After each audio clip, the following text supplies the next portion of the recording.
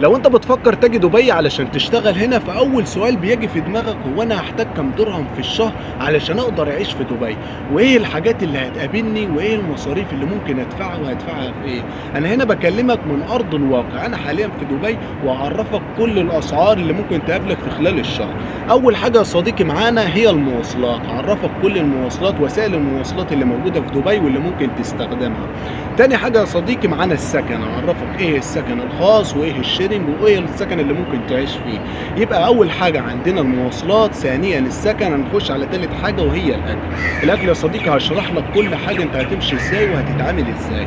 رابع حاجه معانا يا صديقي وهي الخروجات. الخامسه والاخيره هو التليفون بتاعك. التليفون بتاعك يا صديقي انت بتحتاج حاجتين، يا اما بتعمل باقه مكالمات يا اما بتعمل باقه نت.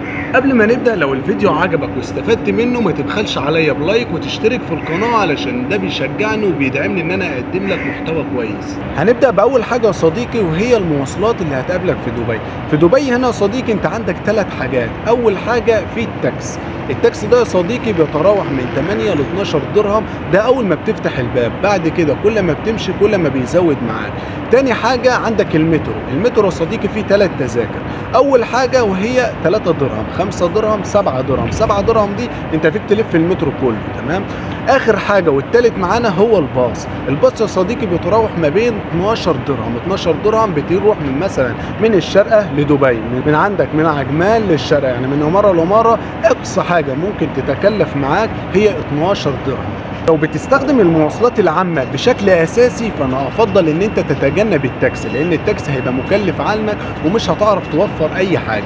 ثانيا بقى، والنصيحة اللي أنا بقدمها لك، إن أنت حاول تختار السكن بتاعك يكون قريب من الشغل، بحيث هيوفر عليك مصاريف وهيوفر عليك وقت. ندخل على الحاجة التانية وهي السكن. لازم تكون عارف يا صديقي إن أول وأكبر حاجة ممكن تأثر على ميزانيتك في دبي هي السكن. طبعا تكلفة السكن بتختلف من مكان لمكان، يعني مثلا هتقول إمارة عجمان، والكل عارف ان إمارة عجمان هي ارخص مكان ممكن تسكن فيه، لان السرير هناك بيبدأ من 450 لحتى 600 درهم. ده اللي هو الشيرنج. دلوقتي احنا بنتكلم عن الشيرنج. الشيرنج اللي هو بيكون عدد اشخاص في شقة، يعني مثلا ممكن في غرفة واحدة تلاقي 6 اشخاص، تلاقي 5 اشخاص، تلاقي 8 اشخاص، بتختلف من سكن لسكن. اما عندك مثلا في الشارقة وفي دبي بتختلف الاسعار. الاسعار بتبدأ معاك يا صديقي من رينج 600 درهم لحد رينج 900 درهم، ده برضو للشيرنج. اما بقى البارتيشنات ففي عجمان المنطقه الرخيصه اللي احنا بنتكلم فيها، عجمان بتتراوح ما بين 600 درهم ل 1000 درهم، ده بارتيشن لوحدك. اما لو هتيجي في دبي فالبارتيشنات بتبقى غاليه، لانها بتتراوح اقل بارتيشن هناك هيبدا معاك من 1200 ل 1700، تمام. وبتختلف من مكان لمكان. بس انت زي ما نصحتك ان انت اهم حاجه تعملها طول ما انت هتدور على سكن تخليه يكون قريب من المترو او محطه الباص، لان ده هيساعدك في حاجات كتير. سواء انت حابب تنزل تشتري حاجه، حابب ان انت مثلا عندك مشوار، عندك حاجه، ما تضطرش ان انت مثلا تمشي ربع ساعه ولا تمشي 10 دقايق، وكله عارف ان الجو هنا حر. طيب مثلا يا صديقي لو انت مش حابب ان انت تقعد في الشيرنج ومش حابب تقعد مع حد في السكن، وفي نفس الوقت مش حابب تقعد في بارتيشن انه يكون ضيق معاك، في الحاله دي يا صديقي انت هتتجه لحاجه اسمها الاستديو. الاستديو دي يا صديقي هي عباره عن غرفه بحمام بمطبخ مقفول عليك، يعني دي زي شقه صغيره. ودي يا صديقي بتكون تكلفتها من 2500 لحد 5000، وفي بعض الاماكن بتوصل ل 6000 درهم. وزي ما قلت لك دي بتختلف من مكان لمكان تاني. طيب يا مصطفى ايه الفرق بين البارتيشن والبارتيشن برضو لوحده والاستوديو لوحده؟ اقول لك انا الفرق يا صديقي، انت عندك البارتيشن هو عباره عن غرفه، بس غرفه صغيره، يعني ضيق على قد اللي هو ايه بتاع شخص او شخصين، يا اما سرير واحد سنجل يا اما سرير الدبل، تمام. لكن عندك الحمام والمطبخ عكس الاستوديو. الحمام والمطبخ بيبقى مشترك، يعني هي الشقه انت ليك المكان بتاعك، اما الحمام والمطبخ دول مشتركين بره. طيب الاستوديو انت حمامك لوحدك، مطبخك لوحدك، اوضتك لوحدك، اكنك قاعد في شقه لوحدك. كده يا صديقي انا عرفتك بعض الاسعار التقريبيه، ودي برضو بتختلف من مكان لمكان تاني. بس انت دلوقتي حاليا عرفت ايه هو السكن الشيرنج المشترك، عرفت ايه هو البارتيشن وايه اسعارهم، عرفت ايه هو الاستديو وايه اسعاره. في الحاله دي انت الوحيد اللي هتقدر تقرر انا هستخدم انهي واحد فيهم على حسب امكانياتك وعلى حسب فلوسك وميزانيتك. يعني في السكن انت اللي هتحدد. ندخل بقى يا صديقي على الحاجة التالتة وهي موضوع الأكل. بص يا صديقي، الأكل هنا مش غالي بالشكل اللي يخليك تقلق، الحياة هنا كويسة وقدامك أكتر من اختيار. أول اختيار معانا يا صديقي هو إنك تشتري كل مستلزماتك وكل حاجاتك من السوبر ماركت وتيجي تطبخ في السكن عندك. وفي مرة من المرات لو حبيت إن أنت تاكل من بره حاجة خفيفة مفيش مشكلة، الطريقة دي لو مشيت بيها هتوفر معاك جدا وهتظبط الميزانية بتاعتك. تاني اختيار انك تكون دايما بتعتمد طول الوقت على الاكل في المطاعم والاكل الجاهز. هنا يا صديقي الموضوع بيختلف لان الاسعار بتختلف من مطعم لمطعم ومن مكان لمكان، والطريقه دي يا صديقي هتكون مكلفه عليك. تعالى بقى نقارن يا صديقي الفرق بين الشخص اللي جاب الاكل من السوبر ماركت وطبخ في البيت والشخص اللي دايما متعود انه ياكل بره في المطاعم. دلوقتي انت لو هتجيب اكلك وهتطبخه في البيت ممكن الرينج بتاعك لو ما بتشربش سجاير وبعيد عن السجاير هتكون من 500 درهم ل 700 درهم، وفي بعض الوقت انت ممكن يكون شغال في مطعم فبيكون ليك وجبه فده هيسهل عليك شويه. اما الشخص التاني مثلا اللي عايش مثلا اكله في المطاعم وممكن يجيب حاجه بسيطه ويعملها في البيت، ده تكلفته هتكون من 700 درهم ل 1000 درهم، الاثنين بيكونوا مختلفين عن بعض. في النهايه يا صديقي موضوع الاكل مش مشكله كبيره لان انت ممكن تكون شغال في مطعم او شغال في شركه وتكون بتوفر لك وجبه، ففي الحاله دي هتوفر معاك شويه من الميزانيه.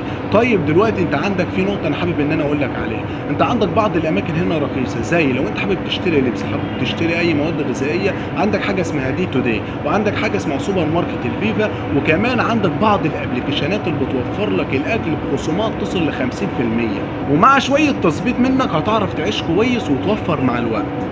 ندخل بقى يا صديقي للبند الرابع وهو التليفون. التليفون يا صديقي انت بتستخدم حاجتين، يا اما بتستخدم باقة نت يا اما بتستخدم باقة مكالمات، الاثنين لو جبت لهم عرض كويس هتكلفوك من 50 درهم ل 100 درهم.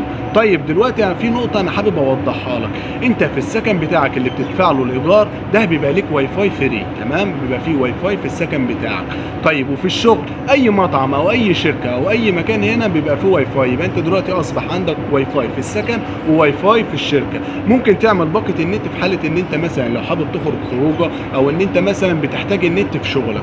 طيب يا مصطفى دلوقتي دول ممكن يكلفوني كام؟ التكلفة هنا يا صديقي مش هتكلفك جامد، مثلا انت ممكن تقول ان انا هعمل كمان مع باقة النت هعمل باقة مكالمات، باقة المكالمات ممكن اقسمها يعني هخليها دقايق محلية ودقايق دولية. طيب دي ممكن تتكلف معاك كام؟ مع الواي فاي اللي هيساعدك في السكن والواي فاي اللي هيساعدك في الشغل ممكن تتكلف ما بين 30 درهم ل 70 درهم، دي اقصى حاجة. نيجي بقى للبند الخامس وهو الخروجات. في ناس كتيرة بتسأل هل لازم يكون معاك فلوس كتير علشان تخرج في دبي؟ الإجابة لا يا صديقي، انت مش محتاج يكون معاك فلوس علشان تخرج في دبي، وده لان في اماكن مجانيه كتيره ممكن تستخدمها بدون ما تدفع اي درهم.